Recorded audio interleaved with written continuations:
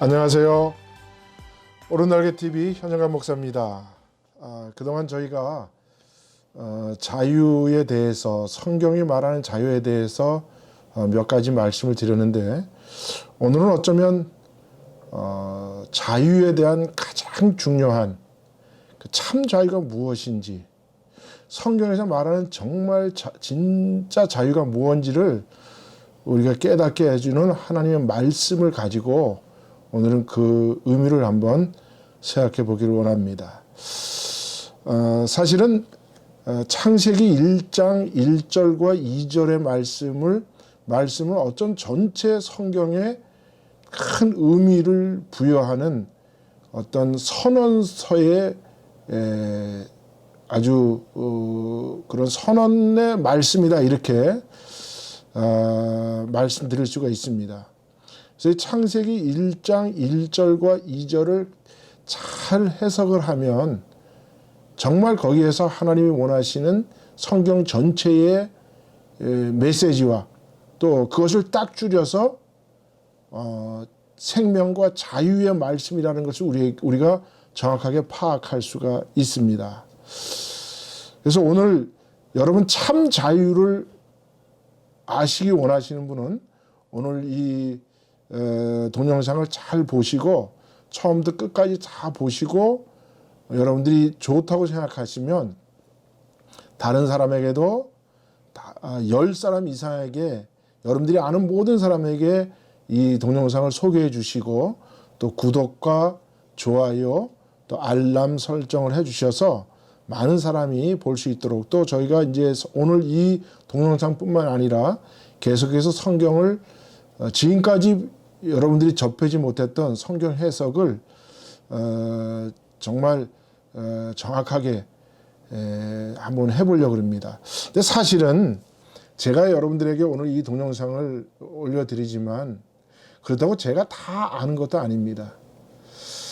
하나님은 전 우주에 편만하신 분이기 때문에 그분을 안다라는 것은 소경이 코끼리를 만져보고 그 부분만 아는 것 같은 그러한 사실은 이야기입니다. 그래서 지금까지 성경을 해석했던 많은 분들이 각각의 자기가 아는 만큼만 하나님을 표시한 거예요.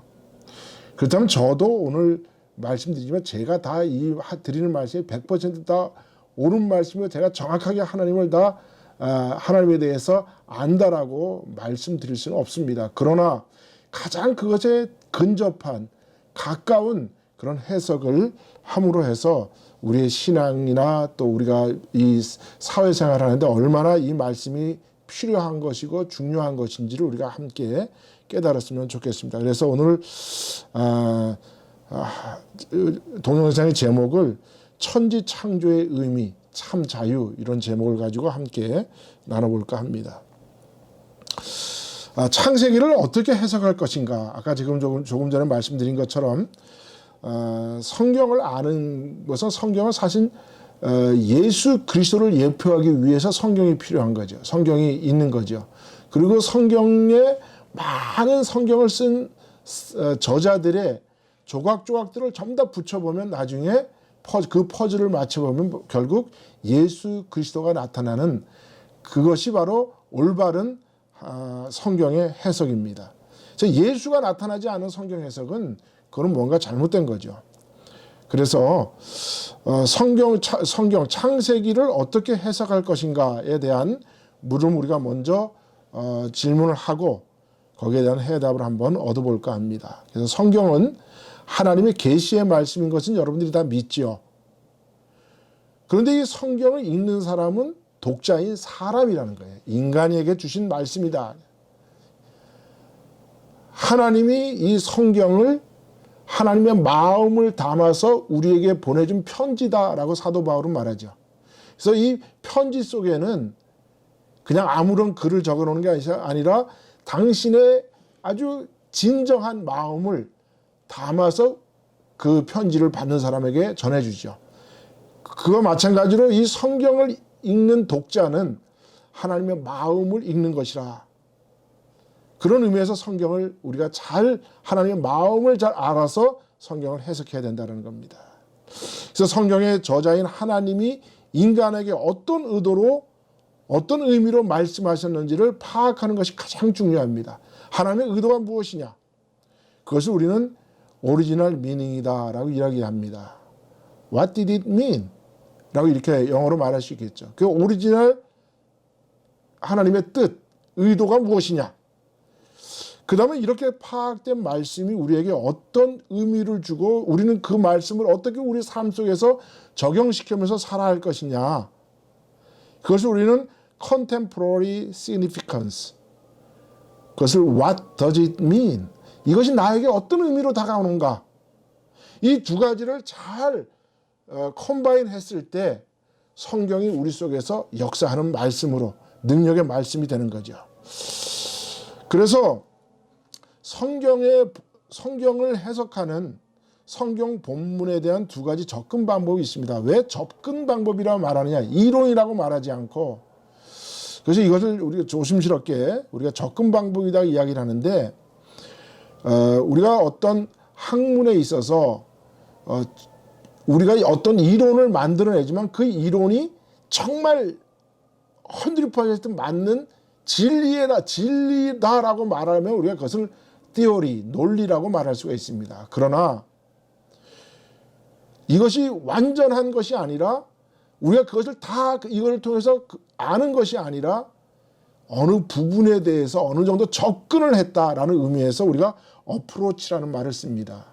그래서 우리가 심리학이나 그다음에 교육학이나 이런 것을 공부를 하다 보면 그 티오리라는 논리보다는 어프로치라는 그런 용어를 많이 사용해야 됩니다. 그래서 성경은 두 가지 접근 방법이 두 가지가 있는데, 통시적 접근 방법, 그래가지고 디아크로닉 어프로치라는 용어가 있습니다. 그래서 이것은 문헌의 역사적 발전 과정을 추적하여서 해석하는 방법이 있습니다. 그 방식에는 양식 비평, 자료 비평, 전수자 비평, 편집 비평 등 여러 가지인데 여러분이 사실 이런 거 사실 몰라야 돼요. 신학교에서 하는 건데. 그래 이런 게 있다라는 것만 여러분께 말씀을 드립니다. 그 다음에 공시적 접근 방법인데 싱크로닉 어프로치라고 이렇게 이야기를 합니다.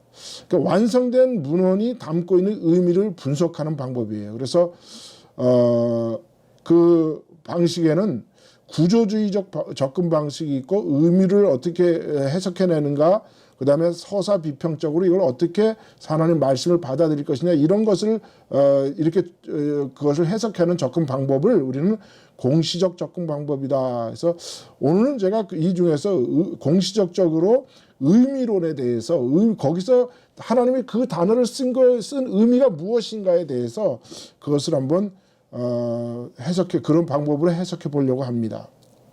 그래서 옛날에는 사실은 독일이나 이런 유럽의 대륙 쪽에서는 통시적 접근 방법을 많이 사용했습니다.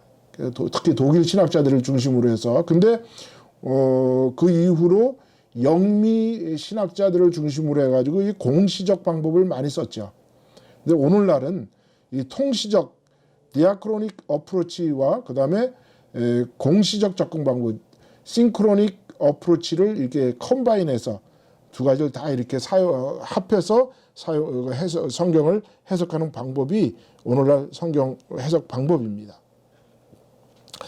근데 성경을 해석할 때 아주 조건이 세 가지가 있습니다. 전제 조건이 있습니다. 반드시 성경 해석에는 이것이 포함돼야 한다는 거죠. 그래서 그것을 먼저 한번 살펴보고 창세기 1장 1절과 2절을 한번 해석을 해보려고 합니다. 그래서 성경 해석의 전제 조건에는 성경의 역사성이 있느냐 없느냐, 이 말씀이 우리 인류사의 역사의 어떤 한 부분이 어떤 한 순간이었던 어떤 사실적인 기록인가, 그런 걸 파악하는 성경의 역사적 파악이 중요합니다. 그 두 번째로는 이 성경의 말씀이 하나님으로부터 주신 하나님의 영감론에 의한 것이냐. 왜냐하면 성경의 저자는 하나님과 동시에 인간이라는 것을 우리가 잊어서는 안 되죠. 왜? 하나님이 사람을 통해서 그것을 적게 하셨기 때문에 그렇습니다. 많은 저자들이 하나님의 성령에 감동되어서 하나님의 영감을 받아서 썼다. 우리 성경을 그렇게 이야기를 하죠. 그래서 하나님과의 소통성이 있기 때문에 성경의 저자는 하나님이자 인간이다. 그래서 거기는 반드시 하나님과 인간을 연결하는 어떤 영적인 교감이 있어서 이 성경에 쓰여졌다는 겁니다. 그것이 성경 해석에 반드시 포함된다는 거예요. 그 다음에 세 번째로는 성경이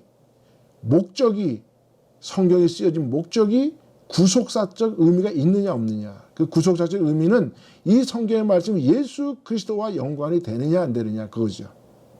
이제 구속사의 주인공이신 예수 그리스도와 연관성을 파악해내야 되는 거죠. 그래서 그 세 가지 방법이 반드시 그 해석에 포함되어야 이 성경을 옳게 해석했다라고 이야기를 할 수가 있는 것입니다. 그런 의미에서 오늘 창세기 1장 1절과 2절을 제가 그렇게 해석을 해보려고 하는 것입니다. 여러분이 잘 아는 것처럼 성경에 이거는 여러분 달달달 외울 거예요. 그죠? 매년 성경 읽기 365일 성경 읽기를 결심을 하고 그러나 그것을 뜻을 다 이루지만 작심이 3일이라고 그래도 성경의 1장 1절부터 한 10장까지는 그래도 다 읽지 않나요? 여러분 읽어봤죠? 그래서 여러분들이 이걸 다 외울 거예요. 태초에 하나님이 천지를 창조하시니라. 이거는 굉장히 중요한 하나님의 선언이시죠. 태초에 하나님이 천지를 창조하시니라. 그래서 제가 여기 있는 단어들 태초, 또 하나님, 천지, 목적어 천지를 창조하신다는 동사 이 네 단어를 의미적으로 한번 해석을 해서 여기에 담겨있는 하나님의 뜻이 무엇인지를 우리가 한번 나누어서 우리 삶 속에 적용하는 그런 해석을 한번 해보려고 하는 것입니다. 우리가 창조하다라는 동사에는 히브리어로 바라, create 영어로 이런 단어죠. 이 창조하다는 말은 여러 가지 성경에 창조하다라는 말은 바라 또 아싸 이런 여러 단어들이 있는데 오늘은 주로 창조하다라는 말을 가지고 함께 생각을 해보려고 그래요. 그래서 창조하다라는 말은 무에서 유를 있게 하는 순수한 행위인데 이 창조라는 단어의 주어는 반드시 하나님이어야만 됩니다. 바라라는 이 단어는 주어는 히브리서에 나타나지 않더라도 그것은 무조건 하나님이라는 거예요. 그래서 창조는 하나님만, 창조주이신 하나님만 할 수 있다는 거죠. 그리고 성경에 하나님의 창조의 행위는 어떤 재료를 가지고 만드는 게 아니라는 거예요. 그래서 재료가 없는 창조 행위를 바라라는 단어로 사용할 수 있는 거죠. 그래서 하나님이 천지 창조는 무엇으로 하셨어요? 어떤 재료로 하셨습니까? 그럼 재료가 없죠. 무에서 유를 창조하셨으니까. 그러나 한 가지 말씀드릴 수 있어요. 하나님 천지 창조는 말씀으로 하셨다. 말씀. 그래서 이 말씀이 능력인 거죠. 이 말씀이 모든 우주 만물을 있게 했다는 거죠. 그래서 이 말씀을 가지고 창조했다는 이 말을 가지고 아인슈타인은 이 상대성 이론을 만들어냈다. 그렇게 이야기도 합니다. 그리고 창조 행위에 있어서 하나님은 창조를 단번에 하셨느냐? 아니면 그 이후로도 계속해서 창조 행위를 하셨느냐? 이 바라라는 창조에 하나님이 하신 행위는 단회성 창조다. 그러니까 우리가 하나님이 천지 창조는 단회성으로 하셨지 하나님이 여러 번 하시지 않았다는 거예요. 그게 무슨 의미냐? 여러분, 이 우주에 있는 모든 에너지의 총량이 변합니까? 안 변합니다. 우리가 과학을 하는 사람들의 과학의 제일 법칙이 뭡니까? 라고 이야기를 하면 질량 불변의 법칙입니다. 라고 이야기를 합니다. 그 말 다른 말로 표현하면 에너지 보존의 법칙이다. 에너지 불변의 법칙이다. 이 우주에 있는 모든 에너지는 그 질량이 변하지 않는다는 뜻입니다. 그 말은 다른 말로 표현하면 하나님이 단번에 우주를 창조하셨다는 거예요. 여러분 한번 생각해 보세요. 우리 지구에 있는 에너지가 차츰차츰 소멸된다. 그러면 우주의 지구의 어떤 그 지구를 둘러싸고 있는 이 무슨 층이라 그러죠? 왜 이 저기 지구를 좀 쓰고 있는 이 성층이 무너진 거죠. 그러면 에너지가 계속 바깥으로 빠져나가겠죠. 그럼 만약에 우리 지구에 있는 에너지가 자꾸 소멸된다. 그 산소의 양이 점점 줄어든다. 그러면 지구는 언젠가는 하나님 예수님 오시기 전에 하나님의 의대대로 지구가 망하는 것, 이 우주가 망한 것이 아니라 에너지가 떨어져서 망하는 거죠. 그래서 이 에너지는 지구상에 있는 모든 에너지의 총량은 성층권이라는 걸 성층권이 꽉 붙들고 있어서 바깥으로 못 빠져나가요. 그래서 과학의 제일 법칙이 에너지 불변의 법칙이기 때문에 이 에너지 불변의 법칙 하나만을 보더라도 하나님의 창조는 단회성이다. 한 번에 하나님이 하셨다라는 것입니다. 그래서 이것을 에너지 총량 불변의 법칙이다라고 그렇게도 이야기를 합니다. 그래서 오늘 우리가 뭐 진화론을 얘기하는 사람들이 뭐 창조론에 자꾸 밀리니까 어떨 때는 뭐 창조 진화론이라는 말을 씁니다. 이거 거짓말입니다. 창조 진화론이 아니라 창조 진화론은 다른 말로 표현하면 적응이라는 거예요. 적응. 어떤 동물을 만약에 어떤 강아지를 산에다 놓고 키우면 그 산에 적응을 하죠. 집에다 갖다 키우면 집에서 적응하고 물가에 갖다 키우면 물에서 적응을 합니다. 그것은 진화라고 말할 수 없는 거죠. 근데 이 창조 진화론자들은 그것이 무슨 하나님이 천지 창조하고 모든 것들이 다 계속해서 지금 창조가 진화론하고 있다 이렇게 이야기하는데 그건 거짓말입니다. 그건 다른 말로 표현하면 적응한다. 우리 모든 피조물들은 어떤 상황에든지 적응하게 돼 있어요. 그래서 하나님은 천지 창조를 하셨는데 말씀으로 단번에 일회성 창조를 하셨다. 그리고 이 창조행위 바라라는 말 속에는 하나님이 당신의 존재 가치를 알리는 겁니다. 존재감을 알리는 겁니다. 그래서 바라라는 말의 항상 주어는 하나님입니다. 그래서 이 창조하다라는 바라라는 단어에는 세 가지가 반드시 의미가 있습니다. 첫 번째, 바라는 피조물이 존재케 하는 존재론적 가치 부여를 한다는 뜻입니다. 존재케 하다라는 의미가 있어요. 두 번째는 그 피조물이 기능을 한다, 기능을 부여한다라는 뜻이 있습니다. 이 바라라는 말 속에는. 왜냐하면 모든 피조물들은 각각의 책임과 기능이 있기 때문에 그 기능을 하기에 하나님이 보시기에 좋았더라라고 하나님이 감탄하셔요. 하나님이 첫 번째 날, 두 번째 날, 여섯째 날까지 하나님이 모든 우주 만물을 창조하시고 창조하실 때마다 뭐라고 그러셨어요? 하나님이 보시기에 좋았더라? 하나님이 보시기에 심히 좋았더라 라고 이야기하죠. 그것은 무슨 의미입니까? 하나님이 창조에는 기능을 존재론적인 가치를 부여하실 뿐만 아니라 그것이 기능할 수 있는 기능성까지 줬다는 거예요. 그것이 제대로 기능했을 때 하나님 보시기에 좋은 거죠. 여러분 음식을 만들었는데 여러분이 의도한 대로 음식이 맛이 안 나왔어요. 그거 보고 맛있다 그런 사람 없죠. 반드시 피조물에는 기능이 있고 그 기능을 부여해 주셨고 그 기능에 따라 행할 때 하나님이 보시기에 좋아하는 거죠.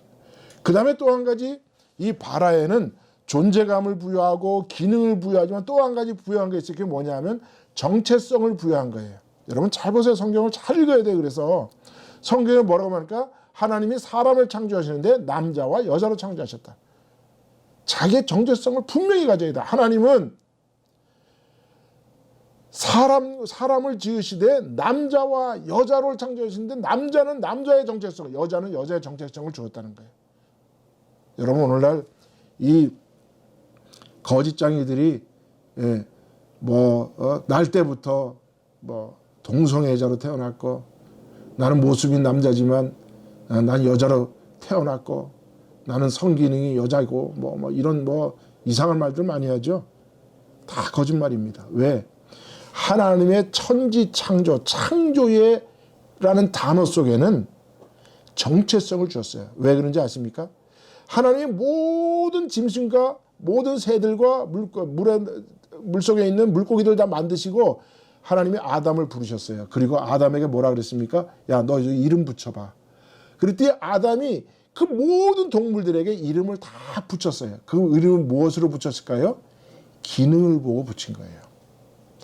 호랑이는 호랑이, 사자는 사자, 소는 소, 개는 개, 고양이는 고양이. 모든 것을 정체성을 주었다는 거예요. 각각의 이름대로. 그래서 그 기능, 정체성을 보고 아담이 이름을 지은 거예요. 그 기능과 정체성을 보고. 그래서 우리가 이 창조하다라는 말 속에는 이 세 가지 의미를 분명히 찾아야 합니다. 존재케 하다, 기능을 부여하다, 정체성을 주다. 그래서 우리는 피조물들은 창조주 하나님이 부여한 존재론적 가치를 증명해야 할 책임이 있습니다. 이것이 우리가 오늘날 말하는 소명론이에요. 소명감. 우리 모두는 하나님이 보시기에 다 만드시고 기뻐하셨어요. 여러분, 우리가 이 땅에 여러분들이 다 생일날이 있죠. 다 태어났죠. 여러분들이 태어났을 때 가장 기뻐했던 사람이 누군지 아세요? 가장, 사람이라 그러면 임신하죠. 가장 기뻐했던 분이 누군지 아세요? 여러분, 부모, 엄마, 아빠가 아니에요.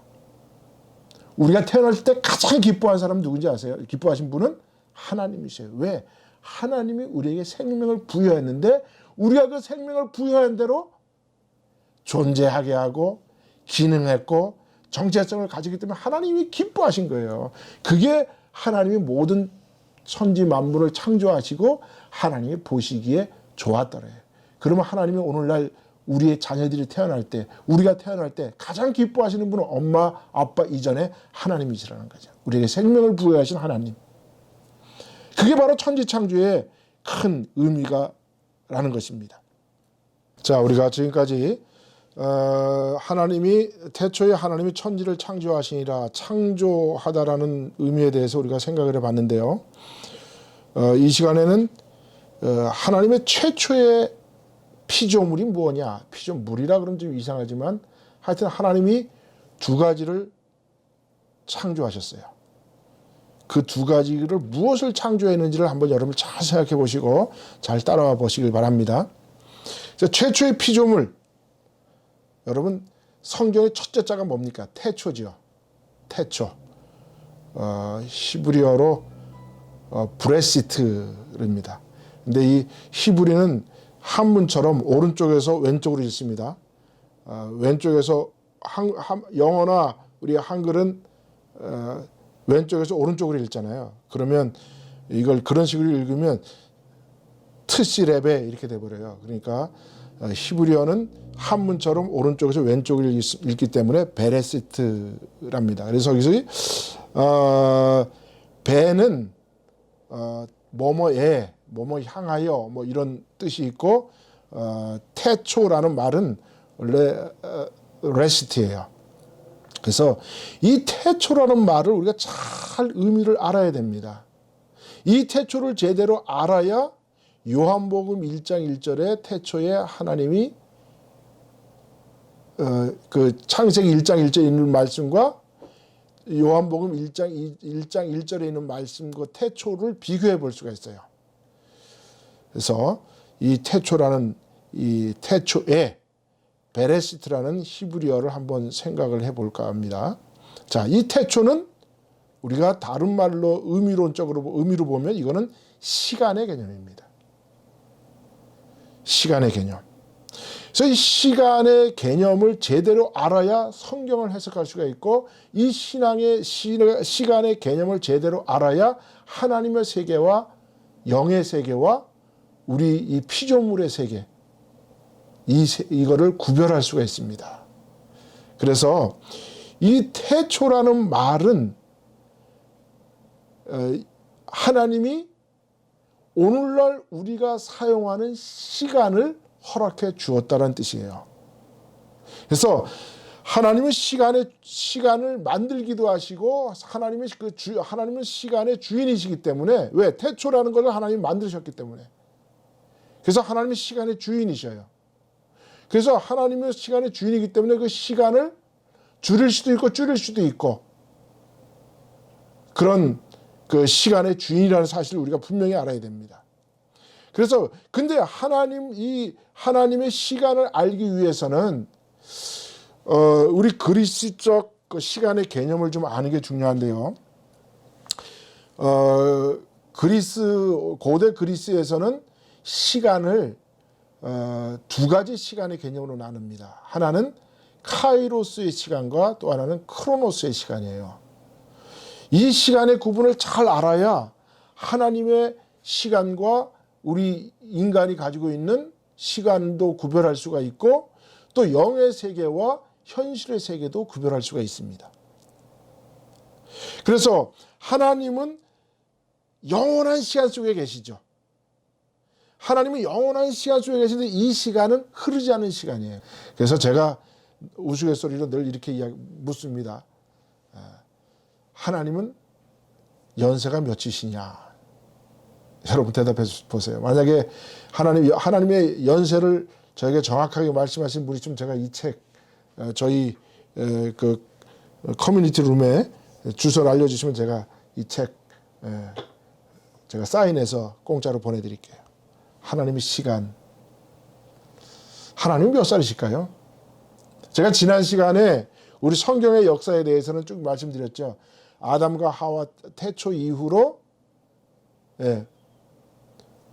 아담과 하와 이후에 노아까지를 1000년, 그 다음에 노아 이후에 아브라함까지를 1000년, 아브라함부터 다윗까지를 1000년, 다윗 시대부터 예수님까지를 1000년, 그래서 구약의 4000년, 그 다음에 예수님 오신 이후에 AD, 아노 도미니, 그래가지고 예수님 이후의 시간이란 로마어죠.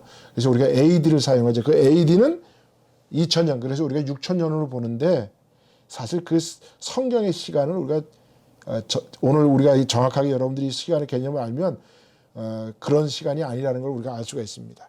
왜 그러냐 하면 하나님은 흐르지 않는 영원한 시간 속에 계시기 때문에 하나님의 시간은 흐르지 않는 시간이에요.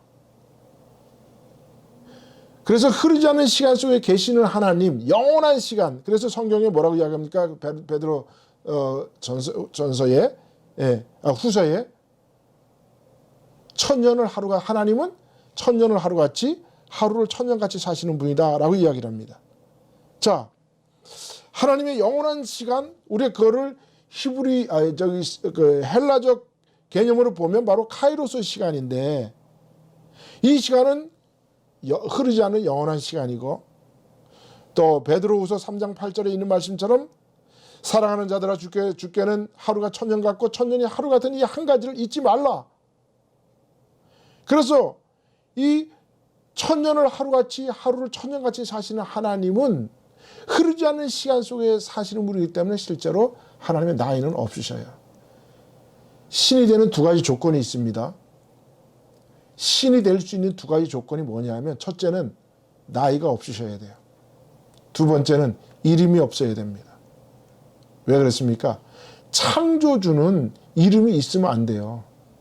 이름이 있는 순간 누구인가에서 의해서 만들어진 거죠. 그래서 피조물이 되는 거예요. 그래서 하나님의 이름은 나는 나다예요. 그게 야훼라는 말이라고 제가 저번에 한번 말씀드린 것 같은데, 자, 우리가 그래서 하나님의 시간을 영원한 시간, 카이로스 시간으로 본다면 오늘 태초에 하나님이 천지를 창조하셨다는 이 태초라는 말은 우리 인간에게 주는 시간이에요. 그래서 이 시간을 우리는 하나님이 주신 크로노스의 시간이다.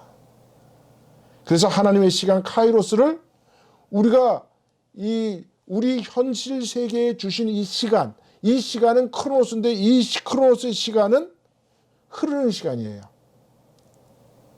그래서 우리가 천하의 범사에 기한이 있고 우리가 전도서 3장 1절부터 11절까지는 말씀 아시죠? 모든 목적이 이룰 때가 있나니 날 때가 있고 죽을 때가 있으며 심을 때가 있고 거둘 때가 있고 죽일 때가 있고 치료시킬 때가 있고 뭐 헐 때가 있고 세울 때가 있고 뭐 쭉 나오잖아요. 이 모든 시간은 흐르는 시간을 의미하고 있어요. 이 흐르는 시간을 우리는 뭐라 그러냐? 히브리 그 헬라적 개념으로 크로노스의 시간이다라고 이야기를 합니다. 크로노스의 시간이다. 자, 그 크로노스의 시간은 조금 이따 한번 보고요. 이 카이로스 시간은 다시 한번 말씀드리면 이 시간은 흐르지 않은 시간이라는 거죠. 그래서 영원한 시간이에요.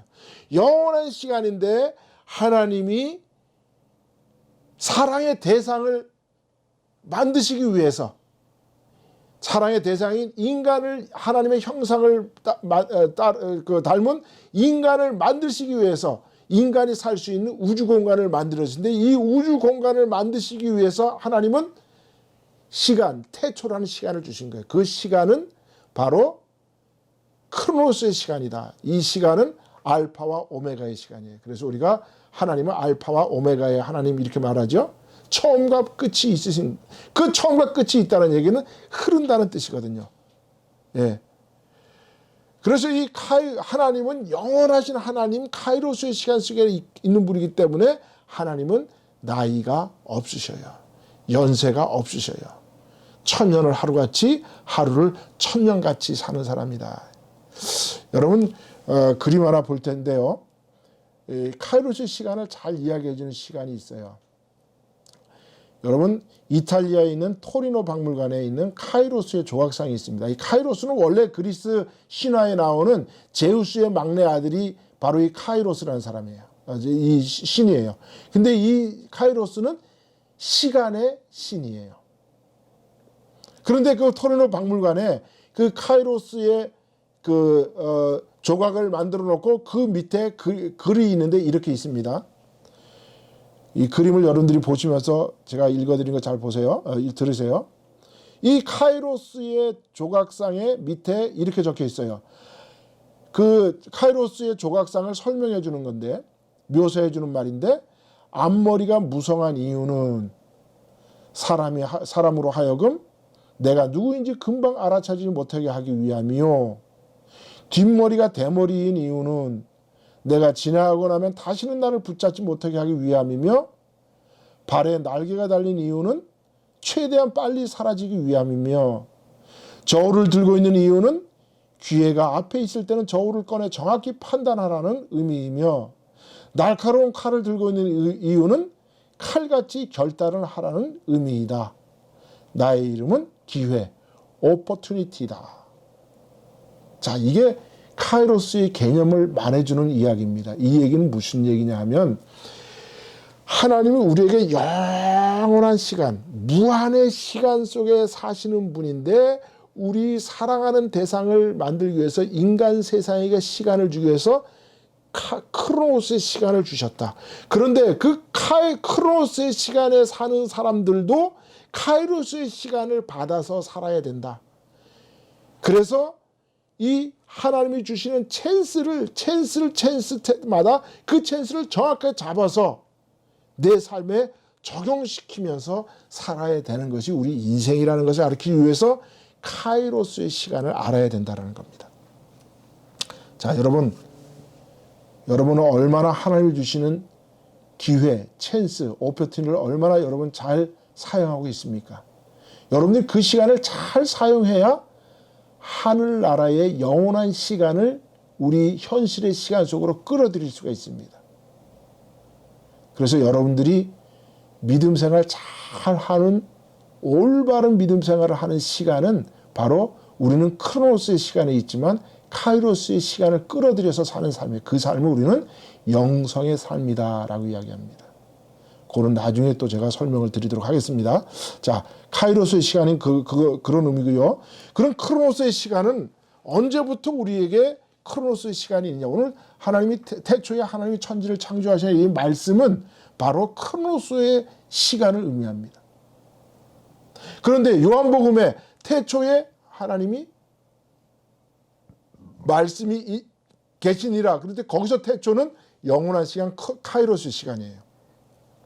그래서 어느 시간이 더 오래된 시간이냐? 똑같은 태초인데 요한복음에 있는 시간이 오래된 시간이냐? 창세기에 있는 시간이 오래된 시간이냐? 창세기에 있는 시간은 크로노스의 시간을 의미하고 요한복음에 있는 시간은 카이로스의 시간을 의미합니다. 자, 그럼 크로노스의 시간을 한번 알아볼까요? 크로노스의 시간은 피조물들을 위한 시간이에요.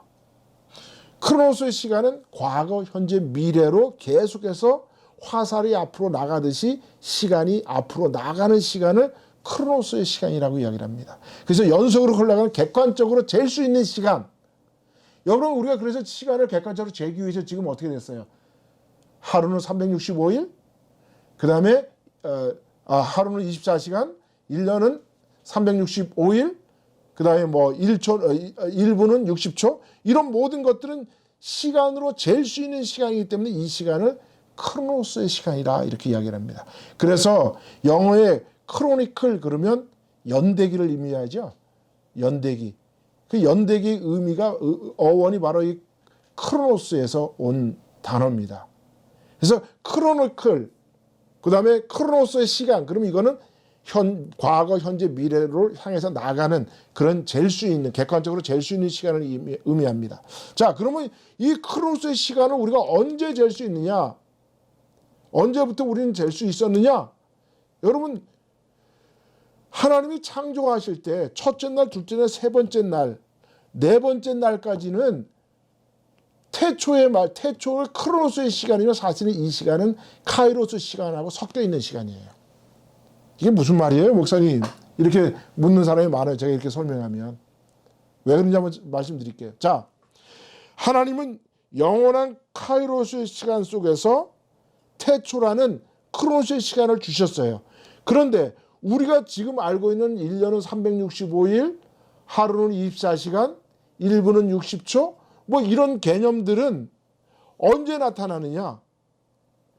하나님의 천지창조의 넷째 날부터 나타나기 시작해요.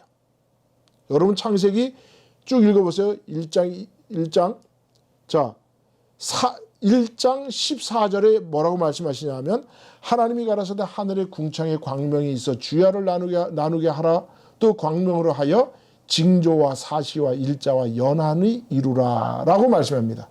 자, 1월 성신은 언제 만들어졌어요? 1월 성신은 바로 넷째 날 만들어졌죠.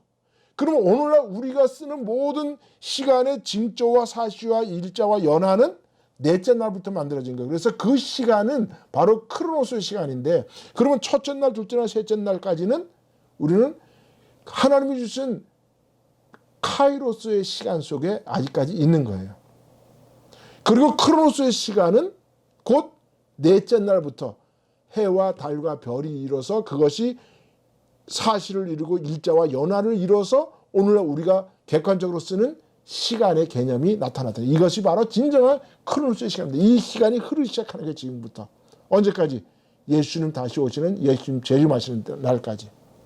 자, 그래서 in the beginning 영어로 하면 아까 베레시트라는 말은 영어로 말하면 in the beginning이죠. 태초에. 태초라는 말은 하나님의 영원한 시간에 피조물들을 위한 크로노스의 시간을 부여하는 것을 의미합니다. 그래서 이 크로노스의 시간은 알파에서 오메가까지. 알파는 뭡니까? 태초에서부터 예수님 오시는 마라나타 주 예수 오십시오. 그것까지가 오메가예요. 그리고 예수님 이때 오시면 이 지구와 온 우주는 다시 사라지고, 그 얘기는 뭡니까? 크로노스의 시간이 사라진다는 거예요. 그리고 우리는 모두는 하나님 예수님 마련하신 새 예루살렘과 새 땅으로 가는데, 우리 그거를 다른 말로 표현하면 영원한 크로노스의 시간으로 우리가 다시 돌아가는 거예요. 그게 바로 영생이에요. 그 영생이라는 말은 제가 나중에 따로 또 제가 설명할 수 있는 그런 동영상을 만들 거니까 그때 가서 보기로 하고요. 자, 그래서 아까 말씀드린 것처럼 요한복음 태초라는 그 시간은 크로노스의 시간이라 카이로스로서 더 오래된 하나님의 시간을 의미합니다. 자, 제가 그래서 요거를 도표를 이렇게 만들어 봤어요. 여러분 한번 보세요. 크로노스의 시간은 알파에서 오메가까지예요. 성경으로 말하면 태초에 하나님이 천지를 창조했다. 그 태초부터 성경 마지막 구절이 뭡니까? 마라나타 주 예수여 어서 오시옵소서죠. 거기까지를 우리가 알파와 오메가라 그러죠. 그 시간을 우리는 시간으로 잴 수 있는 그 시간이 착착착 지나가기 때문에 이거를 우리는 크로노스의 시간이다라고 말합니다.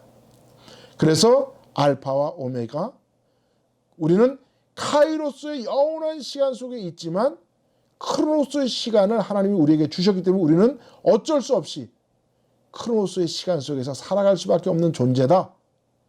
그런데 우리는 이 크로노스의 시간에서 살지만 하나님이 이 카이로스의 시간 속에서 살도록 영을 불어넣으셨어요. 그래서 우리는 크로노스의 시간 속에서 살지만 하나님이 주시는 성령을 통해서 카이로스의 시간을 우리는 영위하면서 사는 거예요. 그래서 우리가 이 땅에서 죽음도 두려워하지 아니하고 나에게 어떠한 위험이 와도 두려워하지 않는 것은, 죽음을 두려워하지 않는 것은 우리에게 영생을 믿기 때문에 그러죠. 그 영생을 믿는다는 말은 그 영생은 영원한 시간, 카이로스의 시간을 끌어들여서 산다는 거예요. 여러분들이 오늘 집에서 뭐 맛있는 거 먹고 뭐 친구하고 놀고 이거는 크로노스의 시간일 수 있어요. 그러나 여러분이 오늘 교회에 가서 나는 하나님과 영적으로 나는 교제하는 예배를 드리러 가야지. 그 시간은 크로노스의 시간에 있지만 카이로스의 시간을 끌어들이는 삶이에요. 여러분들이 일상생활을 살 때 그냥 내 욕심 부리고 사는 거는 크로노스의 시간일 수 있지만 선한 사마리아인처럼 남을 돕고 선한 일을 하고 하나님의 일을 행하는 그 시간은 카이로스 시간을 끌어들인, 영원한 시간을 끌어들인 삶이기 때문에 우리는 그것을 영성의 삶이다 라고 이야기를 하는 겁니다. 그래서 이 도표를 참조해 보시면 되겠습니다. 그래서 시간에는